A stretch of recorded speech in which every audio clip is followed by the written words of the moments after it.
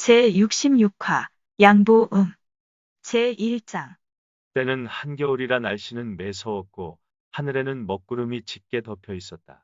멀리 가지 않아 갑자기 사풍이 몰아치더니 흰눈이 펑펑 쏟아졌다. 산은 이내 새하얀 옥돌 화살촉처럼 변하고 숲은 은단장한 것처럼 희게 변했다. 장비가 툴툴거렸다. 날은 차고 땅은 얼어붙어 군사도 부릴 수 없는데 어찌 그 먼 데까지 쓸데없는 인간을 찾아간단 말이오. 신야성으로 돌아가 눈볼 하나 피하는 게 낫겠소. 유비가 말했다. 나는 공명에게 내 간절한 뜻을 알리고 싶다. 추위가 두렵거든 먼저 돌아가도 좋다. 장비가 말했다. 그는 성 밖에 군사를 주둔하고 있었다. 아이 형님도 죽는 것도 안 무서운데 어찌 추위 따위가 두렵겠소. 다만 형님이 헛고생하고 마음 쓰는 게 두려워서 그러는 거요. 그럼 여러 말 말고 따라오게. 세 사람이 눈을 뒤집어쓰고 제갈량의 초려 가까이 다가갔을 때였다. 길가 주점에서 갑자기 노랫소리가 들려왔다. 유비가 말을 세우고 들으니 그 노래는 이러했다. 장사는 아직까지 공명을 못 이뤘나. 오라 봄을 아직 못 만난 게로구먼. 그대는 보지 못했나. 가시밭길 벗어난 동해노수 강태공이 수레를 따라가서 문왕을 섬기던 일. 800명의 제후가 기약 없이 모여서 승전의 길조 속에 맹진을 건너던 일. 핏물이 내를 이룬 목야의 일전에서 그의 무공 무신 중 가장 뛰어났던 일. 또 보지 못하였나. 고향 술꾼 여기기가 초야에서 일어나 망탕산 우뚝코에 두 손 모아 읍한 일. 패왕의 길을 듣다 깜짝 놀란 유방이 발을 씻다 멈추고 윗자리에 모신 일. 동으로 제나라 성 70이게 얻으니 천하의 여기기를 따를 자가 없던 일. 두 사람 그런 임금 만나지 못했다면 지금까지 영웅을 네 알아보겠는가. 노래 속 주인공은 주나라의 강태공과 한나라의 여기기였다. 동해에 살던 가난한 강태공은 낚시질을 하다가 문왕을 만나 천하를 평정하는 재상이 되었고, 역시 집안이 가난하여 고향에 술미치광이라는 소리를 듣던 여기기는 유방을 만나 한나라를 여는 재상이 되었다. 둘 다 초야에서 몸을 일으켜 일세를 풍미한 영웅과 그들을 발탁한 임금들을 찬양하는 노래였다. 그 기상이 예사롭지 않아 유비는 술집에 한번 들어가 볼까 하는데 다시 노랫소리가 들려왔다. 이번에는 아까와 다른 목소리였다. 탁자를 두드리며 부르는 새 노래는 다음과 같았다. 우리 임금 칼 들고 천하를 쓸어내며 창업에 터닦은 지 400년 되었는데 환영제에 이르러 국군이 쇠진하니 간신과 역신들이 정승자리 차지하고 푸른 뱀이 날아와 어자역 떨어지며 요상한 무지개가 궁전에 걸리더라. 도적대 사방에서 개미처럼 모이고 간음과 온갖 물이 잘났다 날뛰는 꼴. 우리네 휘파람에 헛되이 박수치다. 답답하면 술 마시러 주막이나 들리며 혼자서 바로 살면 이 한 몸 편할 건데 천고의 이름 남겨 무엇에 쓰려는가. 역시 시국에 대한 노래였다.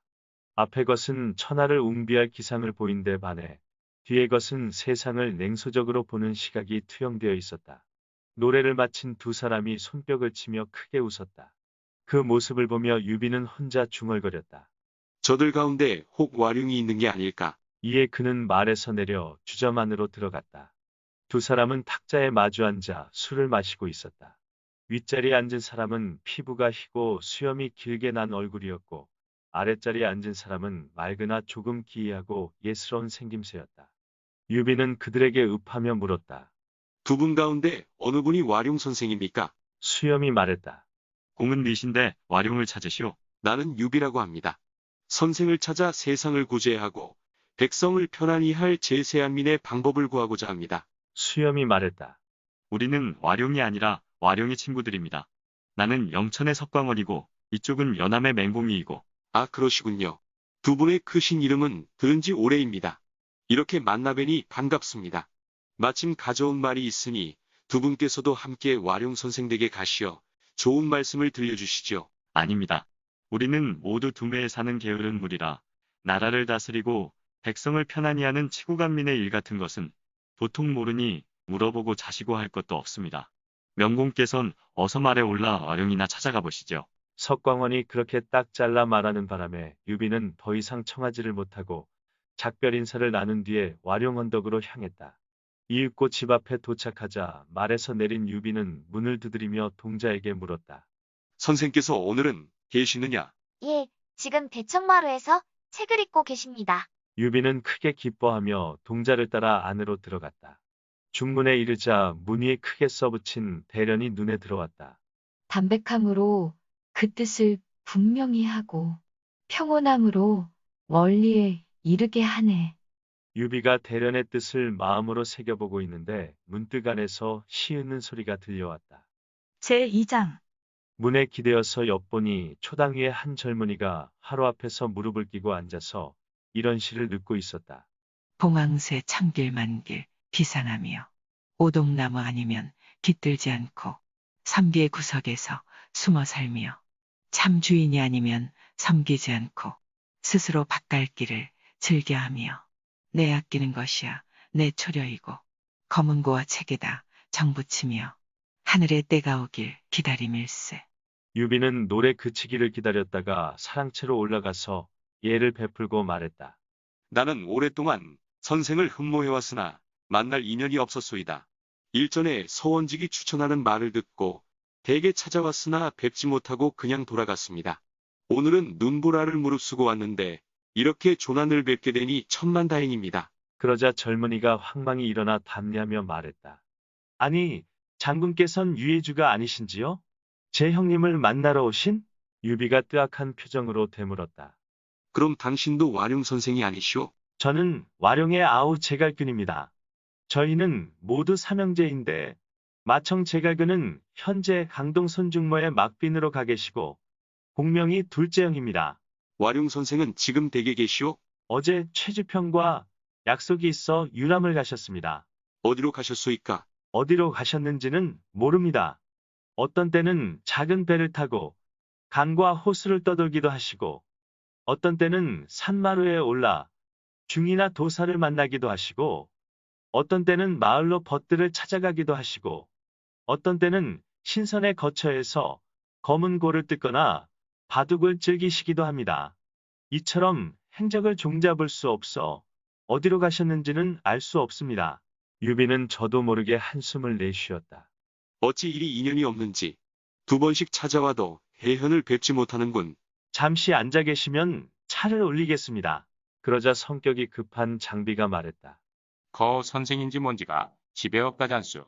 형님도 말해나 오르시오. 여기까지 왔다가 어찌 말 한마디 없이 돌아갈 수 있겠느냐? 유비는 그렇게 장비를 달랜 다음 제갈균에게 다시 물었다.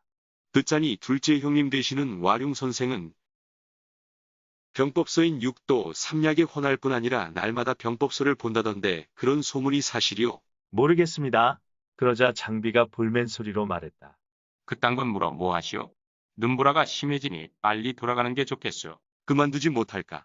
유비가 꾸짖어 장비에 입을 다물게 하자 제갈균이 말했다. 형님이 안 계시니 오래 머무시라 붙잡지도 못하겠습니다. 일간 장군을 찾아뵙고 인사를 드리라고 형님께 말씀드리겠습니다. 어찌 감히 선생의 왕림을 바라겠소? 며칠 뒤 내가 다시 오는 게 마땅하오. 종이와 붓을 좀 빌려주시오. 형님에게 서찰이라도 한 장 써놓아 은근한 뜻을 표하고 싶으니. 이에 제갈균은 곧 문방사우를 내놓았다. 유비는 언붓을 입김으로 녹이며 글을 쓰기 시작했다. 유비는 오랫동안 선생의 높은 이름을 흠모하여 두 번이나 찾아왔건만 만나지 못하고 그냥 돌아가게 되니 이 낭패감을 무엇에 비하겠소이까? 생각해보니 이 몸은 한나라 황실의 후예로 외람되이 이름과 벼슬을 얻었으나 엎드려 보건대 조정은 쇠락하고 기강은 무너지고 뭇 영웅이 나라를 어지럽히며 악한 무리가 임금을 속이고 있어 마음과 간담이 찢어집니다. 이를 바로잡고 구제하고 싶은 마음이 있지만 실제로는 경륜의 방책이 없소이다. 우러러 바라건대 선생은 인자하고 충의로운 마음으로 강태공 같은 큰 재주를 펴고 장량 같은 큰 책략을 베풀어 주신다면 천하를 위해 심히 다행이겠고 사직을 위해 심히 다행이겠습니다. 먼저 이렇게 적어 전하고 다시 목욕 재개하고 찾아와 조난을 직접 뵙고 제 생각을 모두 말씀드리겠으니 헤아려 주시기 바랍니다. 유비는 서찰을 다 쓰자 제갈균에게 주어 거두게 한 뒤 작별 인사를 하고 살인문을 나섰다. 제갈균이 전송하러 나오므로 유비는 제삼 간절한 뜻을 보이고 작별했다. 이윽고 말에 올라 떠나려 하자 동자가 손짓하며 울타리 밖에서 소리쳤다. 노 선생님이 오십니다. 제 3장. 유비가 보니 방한모를 깊게 쓰고 여우가죽옷을 입은 사람이 나귀를 타고 작은 다리 서쪽에서 이리로 오고 있었다. 그 뒤에는 푸른 옷을 입은 심부름꾼 아이가 술이 든 호리병을 하나 든 채 뒤따르고 있었다. 그 사람은 눈이 쌓인 작은 다리를 건너면서 시 한 수르를 폈는데 그 내용은 이러했다. 하룻밤새 북풍이 차가워지고 가없는 먹구름이 짙어지더니 공중에서 눈발이 마구 날리며 강산의 옛 모습을 바꾸는구나. 고개 들어 허공을 바라보자니 이것은 옥룡들의 싸움이런가. 흰빈을 어지러이 떨어지면서 삽시간의 우주를 채우는구나. 나귀로 작은 달이 지나가면서 매화가 시드는 걸 탄식하노라. 노래를 들은 유비가 중얼거렸다. 이 사람이 진짜 와룡이로구나. 굴러떨어지던 말에서 내린 그는 앞으로 다가가서 예를 베풀었다. 선생께선 이렇게 추운 날 어디를 다녀오십니까? 유비가 수하들과 함께 기다린 지 오래입니다. 그러자 그 사람도 황망히 나귀에서 내려 답례했다. 뒤에 있던 제갈균이 말했다. 이분은 와룡형이 아니고 와룡형의 장인 되시는 황승헌 어른이십니다.